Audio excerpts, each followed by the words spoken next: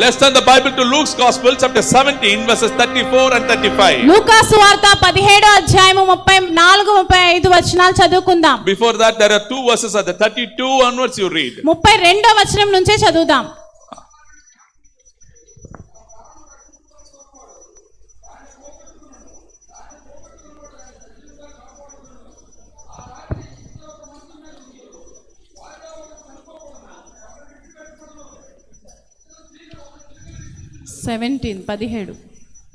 Luke's Gospel, chapter 17, verses 32 to 35. Yeah, please.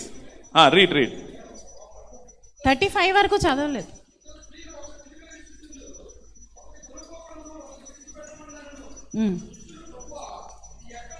చాలు. And till 37 you read. 37 వరకు చదివేశాడు. He read till 37. Full 37? Yeah. Okay, very good. It's a full passage talking about two. In that one will be taken, one will be left. So ఈ యొక్క వాక్య భాగంలో చూసినట్లయితే ఇద్దరు వ్యక్తులు ఉంటారు, ఒకరు విడిచిపెట్టబడతారు, ఒకరు ఎత్తబడతారు అనే మాట అక్కడ రాయబడి ఉంది. But before all these verses, he giving one hint. Remember Lot's wife. కానీ ఈ మాటలన్నీ జరిగే ముందు ఆయన ఒక సూచన ఇస్తున్నారు. అక్కడ ఏంటంటే లోతు భార్యని జ్ఞాపకము చేసుకోండి అని చెప్పి. There are many women's names are not registered in the Bible. చాలా మంది స్త్రీల పేర్లు బైబిల్లో రిజిస్టర్ చేయబడలేదు. Job's wife name is not registered. యోబు భార్య పేరు రాయబడలేదు. And Potiphar wife name is not registered. Potiphar భార్య పేరు రాయబడలేదు. And Lot wife name is not registered. లోత్ భార్య పేరు కూడా రాయబడలేదు. And you can see Manoah's wife name is not registered. Manoa భార్య పేరు కూడా రాయబడలేదు. Like that, some women names are not wantedly registered. So కొంతమంది స్త్రీల పేర్లు కావాలనే రాయబడలేదు. Because in 1 Samuel chapter 25 says, if anybody is having the name, they will behave in that name only. So ఎందుకంటే మొదటి సమూయేలు గ్రంథము 25వ అధ్యాయం 25వ వచనంలో ఏం రాయబడి ఉందంటే, ఎవరికైనా పేరు ఉంటే ఆ పేరు ప్రకారంగానే వారు నడుచుకుంటారు అనే మాట. If the names have been registered and the people will keep the names and they will behave like that. So ఎప్పుడైతే ఆ పేరు అలా రాయబడి ఉంటుందో, రిజిస్టర్ చేయబడిందో, దాని ప్రకారంగానే వారి జీవన శైలి ఉంటుంది, అలాగే నడుస్తారు అనే మాట. Here Jesus Christ is reminding us, remember Lot's wife. ఆ యేసు ప్రభు వారు ఇక్కడ మనకు అంటున్నారు ఏంటంటే, లోతు భార్యని జ్ఞాపకము చేసుకోండి. She was turning to the world and she was left behind. These people are taken and she was left behind. ఇదిగో తను లోకం వైపు చూసి లోకం మీద ఆశ పెట్టుకొని తిరిగి వెనక్కి చూసింది, అందుకే విడిచిపెట్టబడింది. She became the pillar of salt, the Bible says. ఇదిగో ఉప్పు స్తంభముగా మార్చబడినట్లుగా మనం చూస్తూ ఉన్నాం. Her name cannot be recorded in heaven or earth. ఆవిడ పేరు ఈ యొక్క భూలోకంలోను అలాగే పరలోకంలోను ఎక్కడ కూడా రాయబడలేదు. If she is buried, she will be wake up at least for the eternal death. ఒకవేళ తనకి సమాధి చేయబడి ఉంటే ఏదో నిత్యమైన మరణం కొరకైనా తిరిగి లేచేదేమో. According to Daniel 12:2, those who died will raise, it is written, but she did not die also. ఎందుకు అంటే దానియేలు గ్రంథం 12వ అధ్యాయం 2వ వచనం ప్రకారము చనిపోయిన ప్రతి వారు లేస్తారు, కానీ ఈవిడ చనిపోలేదు, ఉప్పు స్తంభముగా మారిపోయింది. She was not buried to be raised up. తను సమాధి చేయబడలేదు, మరలా పునరుద్ధానం పొంది తిరిగి లేవడానికి. So her name is not in the record of the earth or in the heaven, or she cannot go to Hades or hell, nowhere. So తన పరిస్థితి ఏంటంటే, తనకి భూలోకంలో నా పేరు లేదు, పరలోకంలో నా పేరు లేదు, తన పరలోకానికి చెందదు, నరకానికి చెందదు.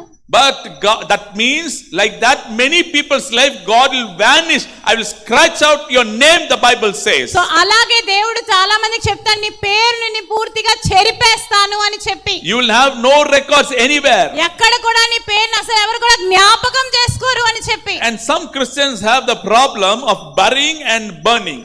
సో చాలా మంది క్రైస్తవులకి సమాధి చేయాలా లేకపోతే కాల్చివేయాలా అనే విషయంలో కూడా చాలా confusion. Still many Christians are fighting for the ground for burial. చాలా మంది ఇప్పటికి కూడా బరియల్ గ్రౌండ్ కోసం పోరాడుతున్నారు. Yes or no? అవునా కాదా? Where there is burial ground church, they will be the believers of that church. So ఒకవేళ ఈ సంఘానికి బరియల్ గ్రౌండ్ ఉంటేనే ఆ సంఘం యొక్క సభ్యత తీసుకుంటూ ఉన్నారు. Yes or no? అవునా కదా? No burial ground, no church. ఎందుకండి వీళ్ళకి సమాధి స్థలం లేదు, మరి నేను చనిపోతే ఏమవుద్దని చర్చికి వెళ్ళరు. I will tell you one thing, people of God. మీకు ఒక మాట చెప్తాను దేవుని ప్రియులారా. At the last day, everybody will stand and raise up, the Bible says. So ఆఖరి దినాల్లో ప్రతి ఒక్కరూ తిరిగి లేస్తారు అని చెప్పి వాక్యము For the రాయబడి ఉంది. eternal life and eternal death. ఇదిగో నిత్య జీవము కొరకు నిత్య మరణం కొరకు వారు తిరిగి లేస్తారు అనే మాట రాయబడి ఉంది. Everybody's bodies are somewhere burned, somewhere died, somewhere dead in the sea, somewhere dead in the earthquake. No bodies are seen. So కొన్నిసార్లు కొంతమంది చనిపోతూ ఉంటారు, కొంతమంది యాక్సిడెంట్ లో పోతారు, కొంతమంది సముద్రంలో చనిపోతారు, కొంతమంది గాల్లో చనిపోతారు, కొంతమంది ఎలా వేరే వేరే రకాలుగా వారు చనిపోతూ ఉంటారు. వారి బాడీస్ కూడా దొరకవు. Some people are burnt also, they died. కొంతమంది వారి కాల్చి వేయబడతారు. Yes or no? అవునా కదా? Graham Staines and his 2 children also were burnt and dead. Graham Staines మరి వారి ఇద్దరు కుమారులు కూడా ఎలాగైతే వారు మరణించి ఉన్నారు. Yes or no? అవునా కదా? On the day of the death of the Graham Staines, on that day only they did the puja for Rama temple in Ayodhya. ఇదిగో గ్రామ్ స్టెయిన్స్ ని కాల్చిన రోజే వారు అయోధ్యలో రాముని పూజించారు. No problem. ఏం సమస్య లేదు. God brought more than 1,000 Graham Staines in this India. కానీ దేవుడు గ్రాహం స్టెయిన్ లాంటి వేల మందిని భారతదేశానికి పంపించి Even ఉన్నాడు. you kill 1,000 Graham Staines, lakhs 1,000 Graham Staines will raise. ఒకవేళ మీరు 1000 మంది గ్రాహం స్టెయిన్ ని చంపితే దేవుడు 1,00,000 మంది గ్రాహం స్టెయిన్స్ ని Even లేపుతాడండి. if you kill lakhs of Graham Staines, God will bring crores of Graham Staines in ఒకవేళ this 1,00,000 India. మంది గ్రాహం స్టెయిన్స్ ని చంపితే కోట్ల మంది గ్రాహం స్టెయిన్స్ ని దేవుడు లేపుతాడు. Amen. Amen. Hallelujah. Hallelujah. So even these people are dying because of the burning, they died. So ఒకవేళ కాలిపోయి లేకపోతే కాల్చి వేసి వారు చనిపోతే You have the question how they will raise in the last మీరు day. అనుకోవచ్చు వారు ఎలా తిరిగి లేస్తారండి ఆ ఆఖరి రోజు ఆ That is దినాల్లో. why God has given in the book of Ezekiel chapter 37, all the dead will raise. So అందుకే ఎజేకియేలు గ్రంథము 37వ అధ్యాయములో ప్రతి ఒక్క మృతదేహం కూడా తిరిగి లేస్తుంది అనే మాట అక్కడ రాయబడి ఉంది. Yes or no? అవునా? All the bones which have been completely gone will rise again as a war soldiers, they will stood, the Bible ఏవైతే says. ఎముకలన్నీ కూడా విచ్చలవిడిగా అక్కడ పడి ఉన్నాయో ఒక సైన్యముగా లేస్తాయనే మాట అక్కడ మనం చూస్తున్నాం. Yes or no? అవునా కదా? Before this, I wanted to explain there are that people are dying. So ఈ మాటకు ముందు నేను ఒక మాట చెప్పాలనుకున్నా, మనుషులు చనిపోతున్నారు. Yes or no? అవునా? As we Christians, we have the belief one day we will rise up. So క్రైస్తవులుగా మనకున్న నమ్మకము నిరీక్షణ ఏంటంటే ఖచ్చితంగా ఒక రోజు మనం తిరిగి లేస్తాం. Will rise up? మీరు లేస్తారా? Really? అవునా? Those who really will raise up, please raise your hands first. ఎవరు ఖచ్చితంగా తిరిగి లేస్తాము అని అంటున్నారో చేతులు ఎత్తండి. So you're all raising. So మీరు అందరూ లేస్తారన్నమాట. Don't raise because your friend is raising. నా స్నేహితుడు చెయ్యి ఎత్తాడని ఎత్తకండి చెయ్యి. He is doing so many sins, he only raising, I should not raise. మీరు అనుకోవచ్చు ఇన్ని పాపాలు చేసినోడు వీడే చెయ్యి ఎత్తితే నేను ఎత్తకూడదా అని. Not on that competition. ఆ కాంపిటీషన్ పెట్టుకోకండి. Really from the heart. మీ హృదయం నుంచి ఆ విషయాన్ని నమ్మితేనే. You believe that you will be raised from death? మీరు నమ్ముతున్నారా మీరు మరణం నుంచి తిరిగి లేస్తారని? But కానీ in this world, ఈ లోకంలో the science world is preparing some other things. So science అనే వాళ్ళు వేరే విషయాలు తయారు చేస్తున్నారు, సిద్ధపరుస్తున్నారు. There is a company called Cryonics. క్రయోనిస్ అని ఒక కంపెనీ ఉందండి. There you have to give your dead body. So అక్కడ మీరు మీ డెడ్ బాడీస్ ని ఇస్తే They will within few seconds you have to give 60 lakhs, they will preserve your body. So me body ఇచ్చిన కొన్ని క్షణాల్లోనే వారికి 60 లక్షలు ఇస్తే వారు వెంటనే మీ బాడీని ప్రిజర్వ్ చేస్తారు. First they will give the oxygen to the brain. మొట్టమొదటిగా మీ బ్రెయిన్ కి ఆక్సిజన్ సప్లై చేస్తారు. Then with the minus degrees they will take out all the blood and give some other oil inside that will sustain your body without decomposing. So కొంత మరి తర్వాత రక్తమంతా తీసేసి కొన్ని oils ద్వారా మీ శరీరాన్ని వాళ్ళు చాలా చక్కగా కొన్ని సంవత్సరాల వరకు పాడవకుండా ప్రిజర్వ్ చేస్తారు. So that is that. Yeah, please you can play that, pastor. The cryonics.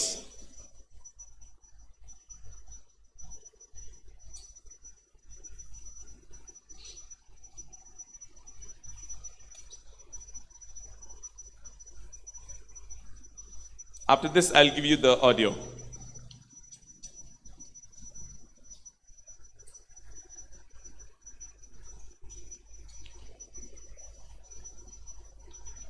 It can come in the full view, pastor.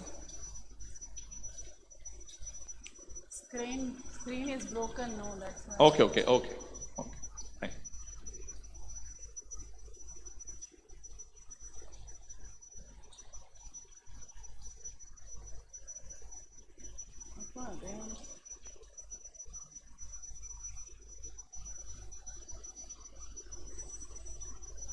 Okay.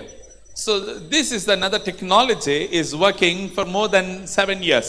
So 7 సంవత్సరాలుగా ఈ టెక్నాలజీ పనిచేస్తుందండి. Why? Because for this preparing the stem cells, they asked us in our team. So stem cells కావాలని చెప్పి మా యొక్క research team నే వారు అడిగారు. Because we are already there, I was doing the stem cells research and umbilical cord research, cancer cells research. So pastor గారు stem cells research, cancer, అలాగే umbilical card research, ఈ రీసెర్చ్లన్నిటిలో పాస్టర్ గారు చేసి ఉన్నారు కాబట్టి Growing the stem cells and it will cure a head, your heart injury, lungs and liver. Stem cells తో heart, liver injury, head injury ఇవన్నీ కూడా బాగు చేయొచ్చు. By the stem cells you can create a new human. Stem cells ఉంటే కొత్తగా ఒక జీవాన్ని మనం సృష్టించొచ్చు. So that they were asking, but we were not happy to do that. So వారు మాకు ఆ పని అప్పచెప్పారు కానీ మేము అది చేయడానికి ఇష్టపడలేదు. Why? Because that is not possible. ఎందుకు అంటే అది జరగడం అసాధ్యము. After the death, immediately you have to pay 60 lakhs. They will preserve your body. They'll take to that cryonic center and they will make your body embody and make it safe. So ఏం చెప్పారంటే వాళ్ళు, ఇదిగో మీరు చనిపోయిన తర్వాత dead బాడీని వెంటనే మాకు అప్పగిస్తే 60 లక్షలు కట్టిన వెంటనే మేము క్రయానిస్ అనే టెక్నాలజీ దగ్గర తీసుకెళ్ళి మీరు శరీరంలో రక్తం అంతా తీసేసి ఆ ఆయిల్ ని నింపి మీ శరీరాన్ని మేము భద్రపరుస్తాము అని చెప్పి. And the brain, they given the oxygen continuously so that you will not forget your memory. So brain కి కూడా కంటిన్యూస్ గా ఆక్సిజన్ ఇస్తున్నారు. ఎందుకు అని అంటే దాని ద్వారా మీ మెమరీ ఏదైతే ఉందో అది ఎప్పుడు కూడా మీరు మర్చిపోలేరు, అంటే అది నాశనం అవ్వదు. So then one day will come that they will raise the dead body. So ఒక రోజు వస్తుంది వారి బాడీస్ ని కూడా లేపుతారు. That time they will again regenerate the blood circulation in the body and make the person alive. So అప్పుడు మరలా blood circulation ని మన బాడీలో స్టార్ట్ చేసి ఆ మనుషుల్ని సజీవంగా మరలా సొసైటీలో పెట్టడానికి ఇష్టపడతారు. But I tell you, this is a 100% failure. కానీ నేను చెప్తున్నాను ఇది 100% ఫెయిలియర్ అయ్యే ప్రాజెక్ట్. Yes. అవునా? Maybe how you will understand, I don't know. But by seeing them, by the work what they're doing, it is not possible. ఎందుకంటే మీకు అర్థమవుతుందో లేదో తెలియదు కానీ నేను చదివాను కాబట్టి అది ఖచ్చితంగా అది సాధ్యమైన విషయం అయితే కాదు. Even if you do that also, that is the problem where you cannot get back your body again. So ఎందుకు అంటే మీరు ఎంత డబ్బులు ఖర్చు పెట్టినా ఏం చేసినా మీ బాడీ మరలా మీకు తిరిగి రాదు.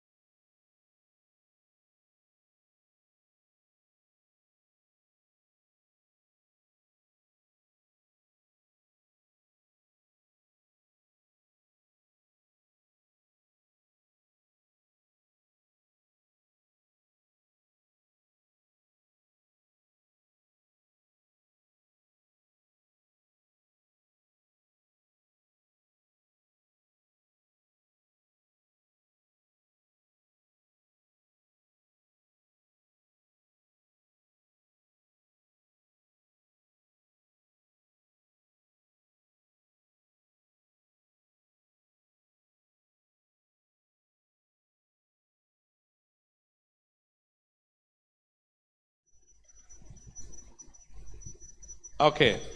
So this is how they do the process. So ఇప్పుడు మీరు చూసిందే ప్రాసెస్ ఎలాగ వాళ్ళు చేస్తారు అని చెప్పి. But this will not be successful. కానీ ఇది ఎప్పుడు కూడా సక్సెస్ఫుల్ అవ్వదు. First they started heart transplant. First వాళ్ళు హార్ట్ ట్రాన్స్ప్లాంట్ స్టార్ట్ చేశారు. Then they started brain transplant. తర్వాత బ్రెయిన్ ట్రాన్స్ప్లాంట్ చేశారు. Kidney transplant. కిడ్నీ కూడా ట్రాన్స్ప్లాంట్ చేశారు. Liver transplant. లివర్ ట్రాన్స్ప్లాంటేషన్ చేశారు. Spleen transplant. స్ప్లీన్ ట్రాన్స్ప్లాంటేషన్ చేశారు. Then last now they're transplanting the head itself. So ఇప్పుడు చూసినట్లయితే పూర్తిగా మొండెముని పై ఏదైతే తల ఉందో దాన్నే పూర్తిగా వేరు They చేసినట్టుగా can take చూస్తున్నారు. the head and keep it.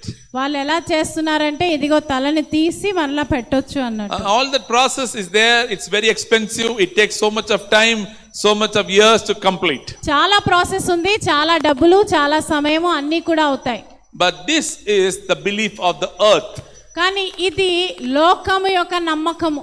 They have to pay 60 lakhs. Also, they have to pay more crores of rupees to preserve their bodies. ముందు 60 లక్షలు పే చేయాలి, తర్వాత ఎన్నో కోట్ల డబ్బులు పే చేయాలి.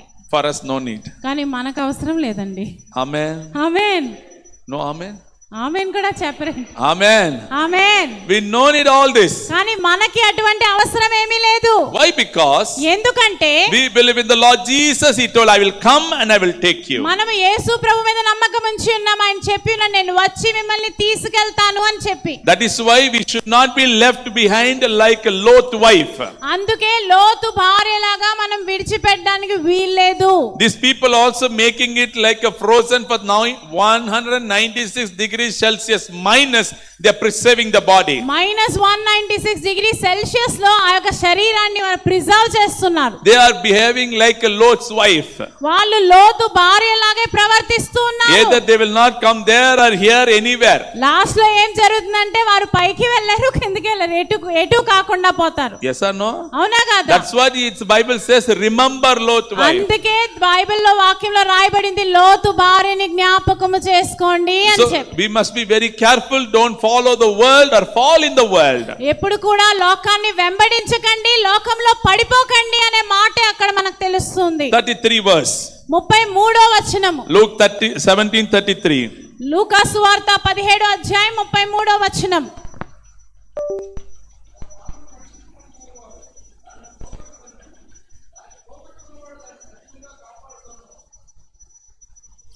Okay, here it talks about whoever tries to keep his life will lose it, and whoever loses his life will preserve it.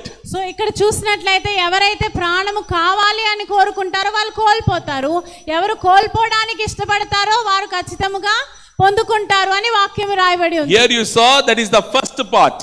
So ఇక్కడ ఈ మొదటి భాగాన్నే మనం చూసి ఉన్నాం. Yes or no? అవునా Those who కాదా? try to save, లో- those who try to save their life. ఎవరైతే వారి యొక్క ప్రాణాన్ని కాపాడుకోవాలి అని అనుకుంటారో. Yes or no? అవునా These కాదా? people are why they are doing like that? ఎందుకు ఇలా జరుగుతుంది? Because they want to save their life. ఎందుకు అంటే వారు ప్రాణాన్ని కాపాడాలి అని అనుకుంటున్నారు. Before many thousand years only, what people today they will do, it is written in the Bible. So ఎందుకు అంటే ఏం జరగబోతుందో ఏం జరగాలో ముందు నుంచే బైబిల్లో రాయబడి ఉంది. That he is explaining that who are trying to do that, they will lose it. అందుకే ఆయన చెప్తున్నాడు ఎవరైతే కాపాడుకోవాలనుకుంటారో వాళ్ళు కోల్పోతారు అనే మాట. Yes or no? అవునా కదా? So they will lose it. ఎందుకంటే వీళ్ళు కాపాడుకోవాలి అని అనుకుంటున్నారు కాబట్టి ఖచ్చితంగా కోల్పోతారు. Electricity, electronic and the satellite, GPS, all are working under one connection. Electricity, electromagnetic, ఆ యొక్క ఇంటర్నెట్, శాటిలైట్స్ ఇవన్నీ కూడా ఒకే దాని ద్వారా పనిచేస్తూ ఉన్నాయి. That is called the electromagnetic waves. అదే electromagnetic waves. Even if the electromagnetic waves fails, ఒకవేళ ఎలక్ట్రోమాగ్నెటిక్ వేవ్స్ ఫెయిల్ అయిపోతే all these bodies are fail. ఈ బాడీస్ అన్ని కూడా పాడైపోయినట్టే.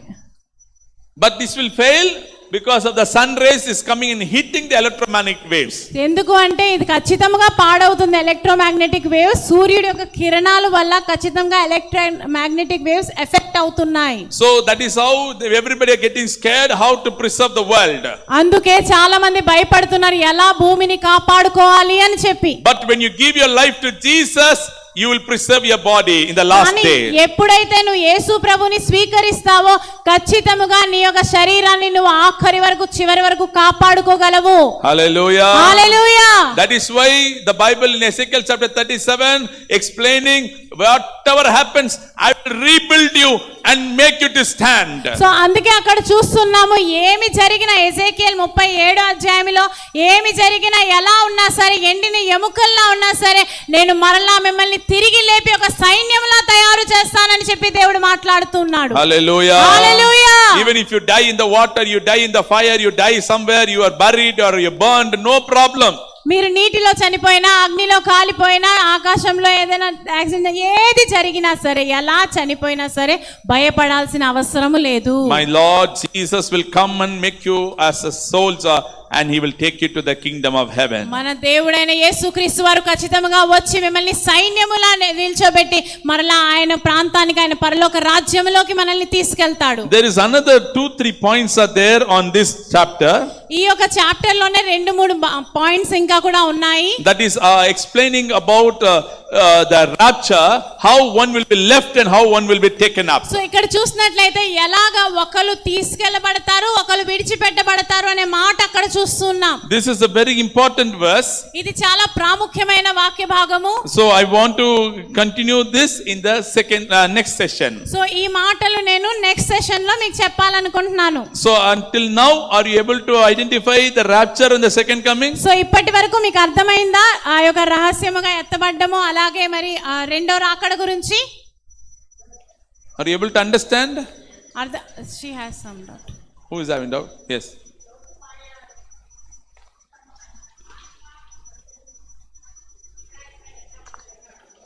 You told about Lot's wife, no? Yeah. There will be no place in hell or Hades, nowhere she would be. When the earth is disappearing, according to 2 Peter chapter 3 verses 9 to 12, she will also disappear in that. So రెండో పేతురు రాసిన రెండో పత్రిక 3వ అధ్యాయం 12వ వచనంలో రాయబడినట్టుగా ఈ సృష్టి అంతా మాయమైపోయి పూర్తిగా నాశనం అయినట్లుగానే తను కూడా పూర్తిగా మాయమైపోతుంది, నాశనం అయిపోతుంది, మరి ఉండదు. We cannot recover her. మరలా తన్ని పొందుకోవడం అసాధ్యం. యా స్పిరిట్ ఓకే తన ఆత్మ what about Even everything got stuck there. ప్రతిదీ కూడా దేవుడు అక్కడ స్టక్ చేసేసాడు. That is why God is telling remember Lot wife, remember Lot wife. జ్ఞాపకం చేసుకోండి లోతు భార్యని, జాగ్రత్త అని చెప్పి హెచ్చరిక. That is why she is not in the Hades or in the paradise. అందుకే తన పరలోకంలో లేదు నరకంలోనూ లేదు. Paradise. సారీ పరదేశిలోనూ లేదు. So nobody entered hell or heaven till now. ఇప్పుడు వరకు ఎవరు కూడా పరలోకంలో గాని నరకంలో గాని వెళ్ళలేదు. After the judgment only we will go to heaven or some people will go to the hell. తీర్పు తర్వాతే కొంతమంది పరలోక రాజ్యంలోనికి కొంతమంది నరకంలోకి వెళ్తారు. Heaven's sample is paradise. ఆ యొక్క పరలోకం యొక్క ప్రతిబింబమే ఈ యొక్క పరదేశి. And Hades is the sample of hell. అలాగే మరి నరకం యొక్క ప్రతిబింబమే ఈ యొక్క పాతాళము అనే ప్రాంతము. Okay, are you able to understand? అర్థమైందా?